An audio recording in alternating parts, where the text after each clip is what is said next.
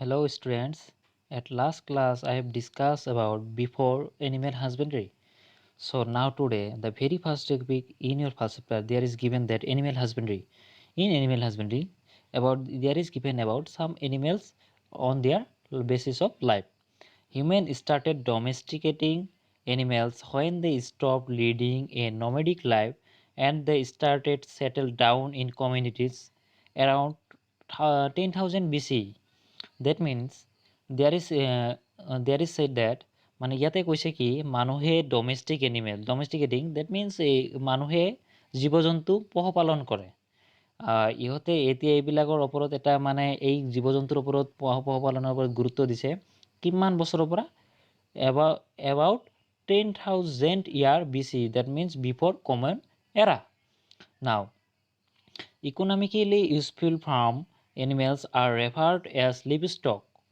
কি কয় আমাৰ যিবিলাকে ইকনমিকেলি বেনিফিট দিয়ে কিছুমান চাম অফ এনিমেল হুইচ গিভ আছ বেনিফিট ইকনমিকেলি ডেট মিন আমাক অৰ্থৰ সহায়ত বা পইচা পাতিৰ সহায়ত আমাক যিবিলাক এনিমেলে বেনিফিট দিয়ে this type of animals are called livestock the breeding the feeding and caring of livestock for food and the other purposes is called the animal husbandry so' there is a making question what is called animal husbandry animal husbandry কি কৈছে তোমালোকে the breeding feeding and caring of livestock মানে তোমালোকে breeding মানে নতুন জীৱ জন্তু বোলে নতুন নতুন ব্ৰিড কৰা মানে প্ৰজন্ম দিয়া এটাৰ পৰা আনটো প্ৰজন্ম মানে জাষ্ট বংশ বিস্তাৰ দেন তাৰপিছত ইহঁতক খোৱা লোৱাৰ ব্যৱস্থা তাৰপিছত ইহঁতৰ ওপৰতি লোৱা যতন এইবিলাক পাৰপছৰ কাৰণে যিটো পদ্ধতি ব্যৱহাৰ কৰা হয় ইয়াক কি কোৱা হয় animal husbandry okay Many farmers in India depend on animals husbandry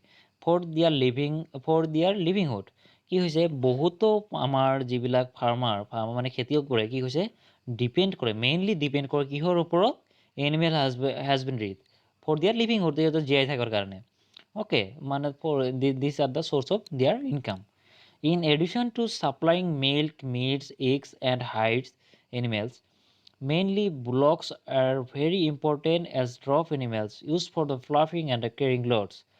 কি হৈছে many animals bullocks are very important drop animals কিছুমান এনিমেলছ আছে আমাক কি হয় প্লাফ মানে ফাৰ্মিঙৰ কাৰণে প্লাফিং এণ্ড কেৰিং মানে bullocks are the animals who carry some weightful things তোমাৰ কি এই ড্ৰপ মানে কি কৈছে তোমাৰ বুলক্স যিবিলাক এনিমেলছ এইবিলাক কি হয় ওজন থকা বস্তুবোৰ পিঠিত উঠাই লৈ যাব পাৰে এইবিলাক আমাৰ কি হয় প্লাফিং মানে খেতি বাতিৰ প্লাফিঙৰ কাৰণে মানে হেল্প কৰে আৰু কি হয় কেয়াৰিং লোডছ চ' কিছুমান এঠাইৰ পৰা আন ঠাইলৈ বস্তু লৈ যাওঁতেও আমাৰ হেল্প কৰে now going to the next topic there is given about useful animal which animal are useful for us humans are dependent on animals in innumerable ways কি হৈছে মানুহবোৰে মানে জীৱ জন্তুৰ ওপৰত ইমান ডিপেণ্ডেণ্ট হৈ আছে ইমান মানে ভিত্তি কৰি আছে ইননিউমেৰেবল ৱেজ মানে ইমান আমি অগণন মানে পদ্ধতিত আমি যিবিলাক হিচাপে কৰিব নোৱাৰোঁ animals are a source of food animal আমাৰ কি হয় source of food such as milk and eggs এনিমেলৰ পৰা আমি কি পাওঁ মাংস গাখীৰ আৰু মানে কণী তিনিওটাই পাওঁ এণ্ড কি হৈছে ক্লথিং উল এণ্ড লেডাৰ আমি যিবিলাক সাজ পোছাক বা কাপোৰ পিন্ধোঁ wool or leather both we get from animal okay they are the useful transportation and also provide company to as pets animals products are obtained by different methods like dairy farming livestock farming poultry farming poultry farming means raising birds such as hens and ducks sericulture means raising silkworms apiculture means raising bees and pisciculture means when we take care of fishes কি হৈছে raising fish মানে আমি কি হয় there are some methods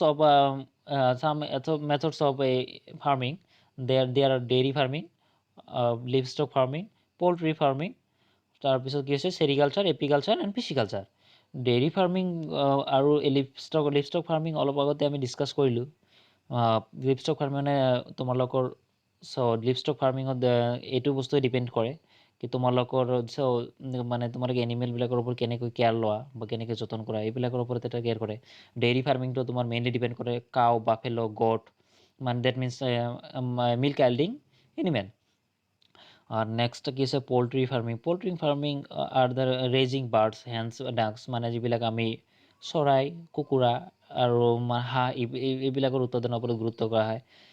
sericulture depending on silk worms, that means when we make clothes, it's sericulture is most independent. Then apicultures and piscicultures are the process of farming. Next, there is given the animals domesticated by humans can be divided into following categories based on the products we get from them. কিছে কোনবিলাক মানে এনিমেলছবিলাক আমাক বাই category wise আমি differentiate কৰোঁ, আৰু কোনটো এনিমেলৰ পৰা আমি কি পাওঁ সেইটো আমি তলত ডিছকাছ কৰিম। Say milk yielding animals, these are called dairy animals like cow, buffalo, goat, these are the milk yielding animals. Then meat yielding animals, you know about meat yielding animals like the pig, sheep, goat, cattle, fish and poultry. কি কৈছে তোমালোকৰ? তো তোমালোকৰ milk yielding animal ক'লে meat yielding animal like the pig, মানে গাহৰি, তাৰ ভেড়া, গট, কেটল, তাৰপিছত মাছ, তাৰপিছত আৰু this are the main animals of meat, source of meat. Egg yielding animals. So now coming to the third point কি আছে egg yielding element. Egg yielding আছে তোমাৰ like poultry, hens, ducks and so on. Hence তোমালোকে জানাই গোটেই যে হেন্সে আমাক egg দিয়ে, ডাক্স এগ দিয়ে, আৰু মেনি আদাৰ বাৰ্ডছ দে গেভ আছ এগ। নাও উল এণ্ড স্কিন yielding এলিমেণ্টছ, মানে তোমালোকৰ কি কৈছে উল, মানে কিবা যিবিলাকৰ পৰা আমি কাপোৰ বনাওঁ, আৰু যিবিলাকে আমাৰ চাম অফ এনিমেলছ গিভ আছ skin in the source of clothing like the sheep, goat, cattle and camel, they give us skin, they are skin yielding element. Okay, so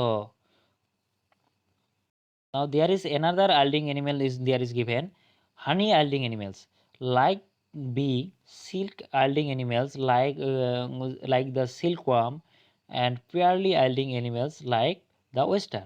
কি হৈছে হানি yielding এনিমেল বিলাক কেনেকুৱা হয়? বি বছা হানি B, silk yielding animals like the silkworm, purely yielding animals like the oyster, দি এনেকৈ কি হয় আমাৰ হানি yielding এনিমেল আমাৰ ৰেম পোৱা যায়।